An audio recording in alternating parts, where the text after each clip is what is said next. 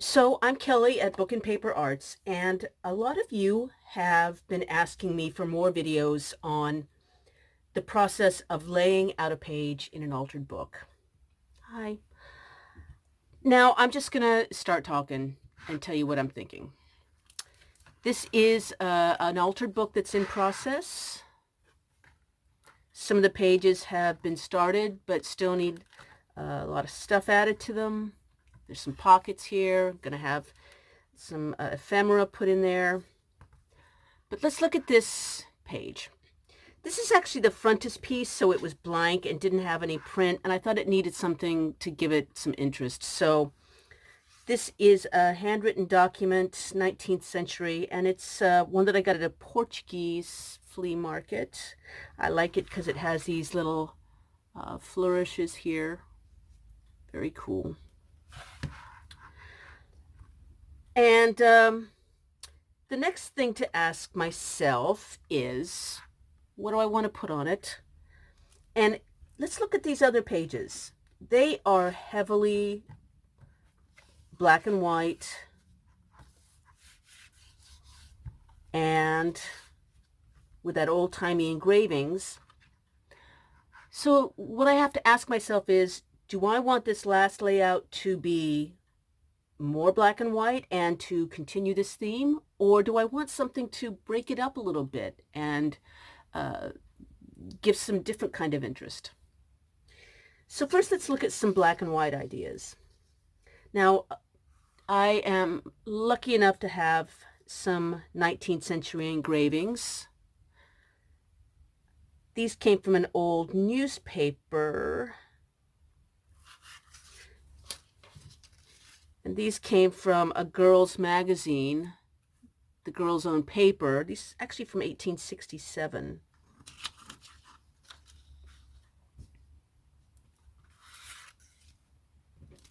Here's a maid. She's pretty pensive. She's thinking about something. Is she thinking about what these words say? Oh, here you go. Here you go. Here you go. This is kind of people heavy. So, I could also try thinking of mixing it up with some animals instead. And this is a really cool looking horse here. And I really like that. So what would go with it? That's pretty cool. I have another engraving of a woman sitting, and I like this because we're starting to tell a story here. You see how she's obviously inside, but she's gazing at this horse, so there's some, communication between their faces. But I'm not sure that's it.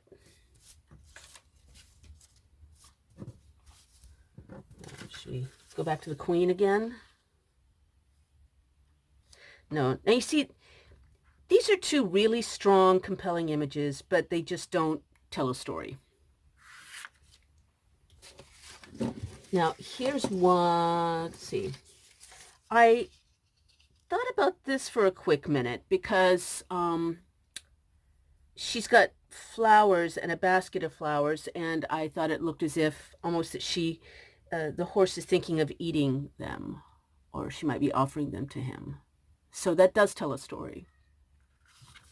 But no. I really want to do something with this image. This is from a French news magazine, L'Universel. It's 1881. And I guess she's supposed to be a little French revolutionary. And I do have that outfit, by the way. And that is actually pretty good. It's too symmetrical, though, so I would definitely have to move her over here. I like that, but I think we need more oomph. So, bye-bye. I do have this image that I also very much want to use. And she's also from the girl's own paper, 1867. And I like this because it does have a little bit of color,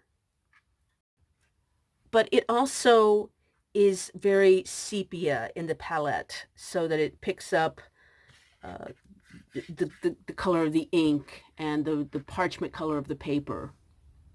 So that is pretty cool. So what's going to go over here if I go with this? I have a lot of oversized flowers. I just want to show you where I got those from. These are not old, they're contemporary, and they came from a book of flowers by Ray Dutay. And so I just take them out and then fussy cut forever. And I get these really dramatic blooms. So let's look at a few. Nope.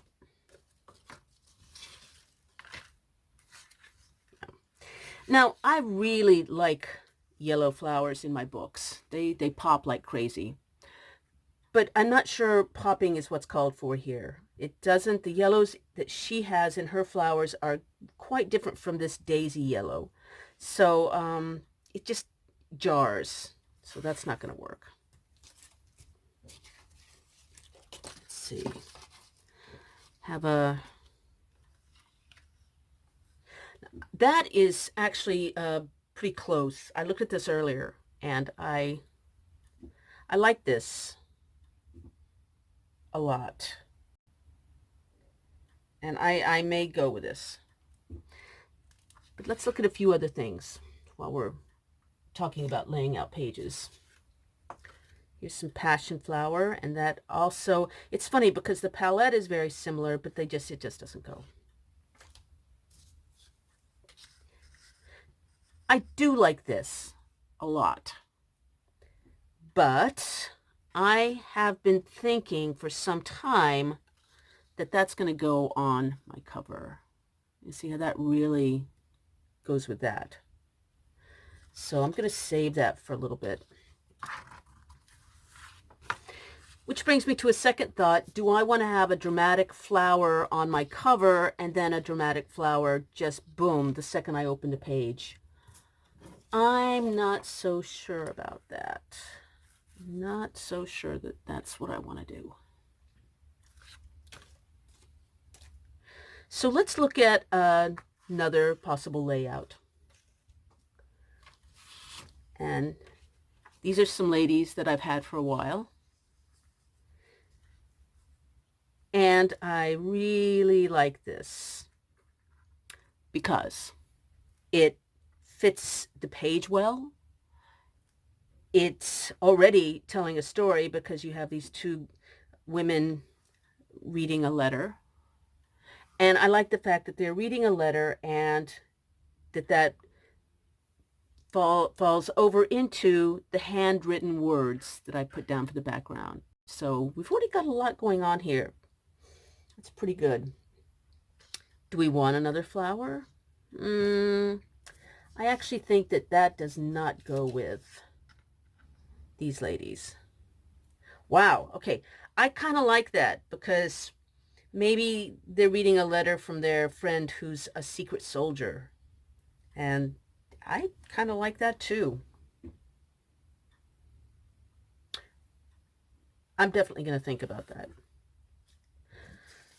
Let's look at some other embellishments.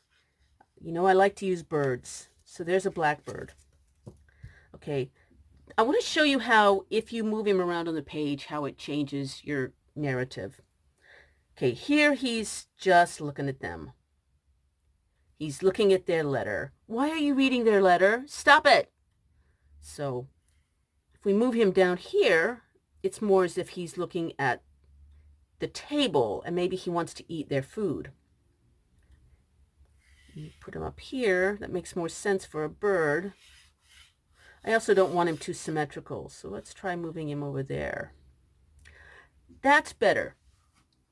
That is better. And I could see thinking about that as well. I want to show you something else while we're looking for the right balance.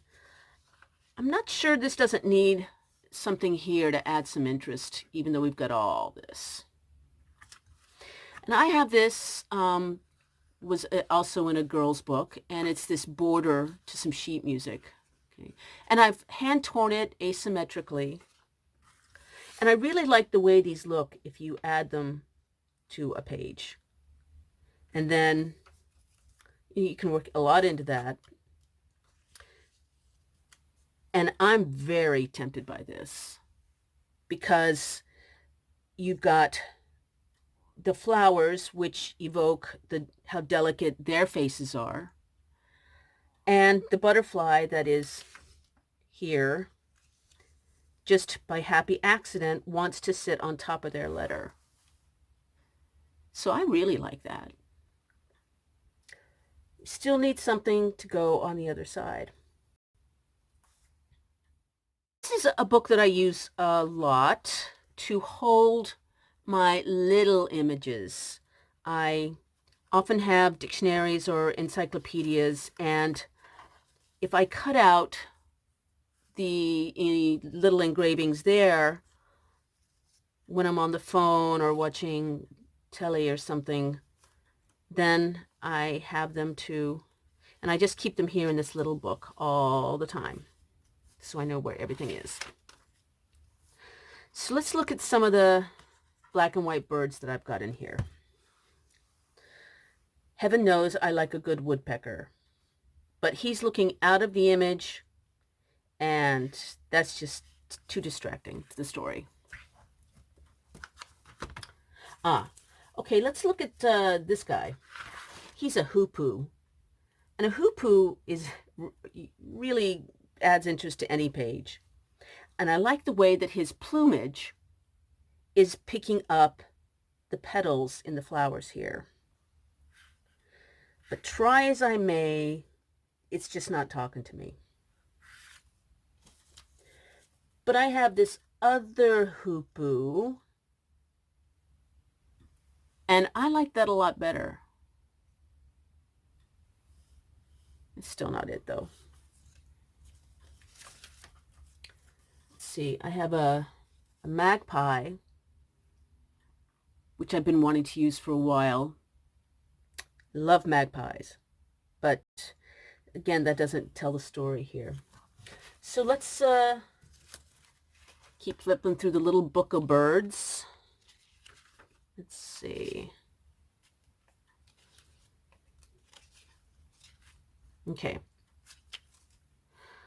I kind of like that. I don't know why.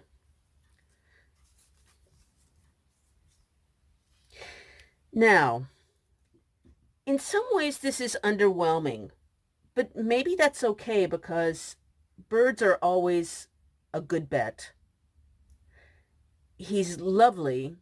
Something about his eye I really like picking up in their down-turned gazes. I don't know why. And again, you can move him around to see if it changes. And I actually like that a lot. I might go with that.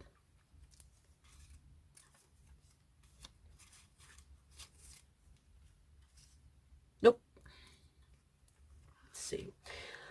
Finally, I have a few animals that I've been saving for a rainy day, as one does. And let's see. One is a kangaroo-looking guy.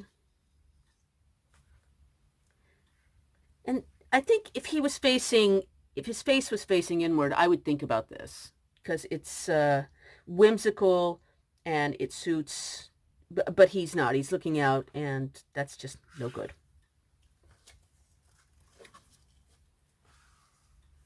A giraffe is always a badass thing to add to a page. But you know what? I actually think he's wasted on this page. There's too much else going on. There's a hippopotamus, hippopotamus, hippopotamus in my book. Thank you, Sparks. This is tempting. This is very tempting. Again, you've got plenty of whimsy here, and it's unusual. And size-wise, it's good. So I'm going to think about that. Think about that, hippo.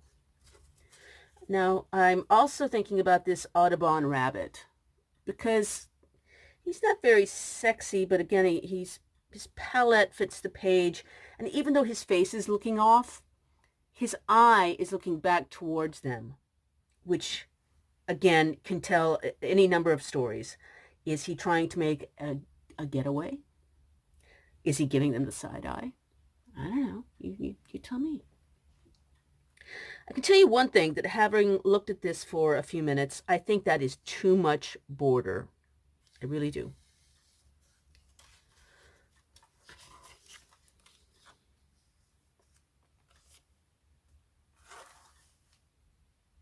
So tell you what, I am going to go off camera and make up my mind, glue these down, and come back and see what we did. Okay, I'm back, and I haven't glued this down. I'm back because I wanted to show you what I've decided on and what it looks like before I've assembled it and glued it down. So we're back with the lady with the sepia tones and the flowers. And I did decide to go with a flower. And I found this trumpet flower thingy. I liked it a lot because the tones and the palette go really well together in the flower and the woman, and also with the ink. So it just, this is the one that brings the whole piece together. But this is too matchy-matchy. She's upright and it's upright, and there's just not enough interest there. So I decided to try, why not, because I can, turning it over on its side like this. And I like this for several reasons. One is, again, the colors. Layout-wise, this bit going horizontally is way more interesting. And even though it's clearly a flower, because it's not where you think it's going to be, it's a little more intriguing, or it makes your mind kind of work in a different way. I also really like the green here that is both pulling the layout together and bisecting it. Because there's something about this leaf. It could be creeping up on her. Oh no, he's behind you. Or it looks almost like a shawl that she might want to reach and pull around her to keep her warm and comfortable. Or maybe it's just like an accessory. It just really goes with the picture. However, that's all pretty. Let's talk about something practical. This is on a fairly heavy paper, and I don't like, as a rule, to glue an image over the binding. The two pages meet. A lot of the times what happens there in an altered book is it's just so hard to get a perfect flat fold that really engages with the fold. And as you open it over time, it's going to want to pull away from the page as well. So it's a calculated risk. But this looks so good that I'm going to see if I can make it work. And if it is messy, I can tell you right now what I'm going to do is say, yeah, that's bulky. I meant to do it that way. So you can lean into your mistakes. I'm going to glue it down and come back later. Okay, I am very happy with the way this turned out. And there's a minimum of buckling here. And again, a little bit's inevitable, but not too shabby. If you have seen me do pages before, you know that I love to finish off with really making the pages pop by outlining everything in charcoal. This is a soft charcoal pencil, and I have gone round every edge with the charcoal pencil like this, and then I just smudge it like this. Okay, and I've done this all the way around, and it just really makes your page pop. I want to add a little more embellishment. This is also one of my favorite go-to techniques for mark making. It's stencil work with a soft chalk pastel. This is a Daler Rowney. It's pretty nice. Now I'm going to just hit a few places and do some mark making with this kind of funky stencil. I want to put it down, and I'm just going to be bouncing randomly. But to make the pastel grab the paper, you want to make sure that it's very lightly misted with water. Light, light, light, light, light. And now I've colored with the pastel, but to make it really go into the stencil and onto the page, you want to work it in with your fingers. In a way, it's almost like a sculpting paste or a gesso, because it does have a little bit of raised texture there. I'm going to do the same thing in a couple of other places, just to, even though it's messy and it's mark making, it will make the page hold together a little bit if this is worked throughout. See, just very lightly, and then just a smidgen here.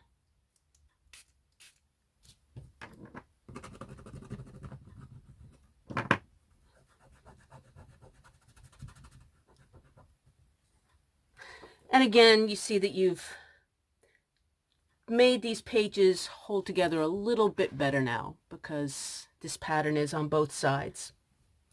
Finally, I'm going to go around every side of the page and make a border with this pastel. You can see that the color is very similar to the colors in the piece.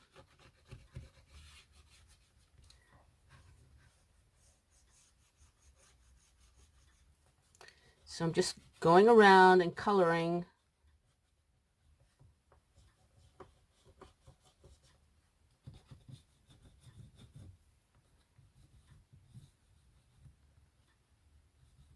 And again, I'm going to smudge. Okay, you want it to be messy and irregular.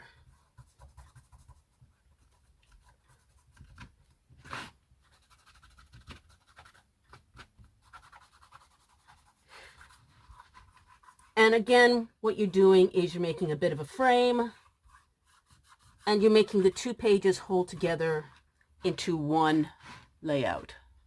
Okay?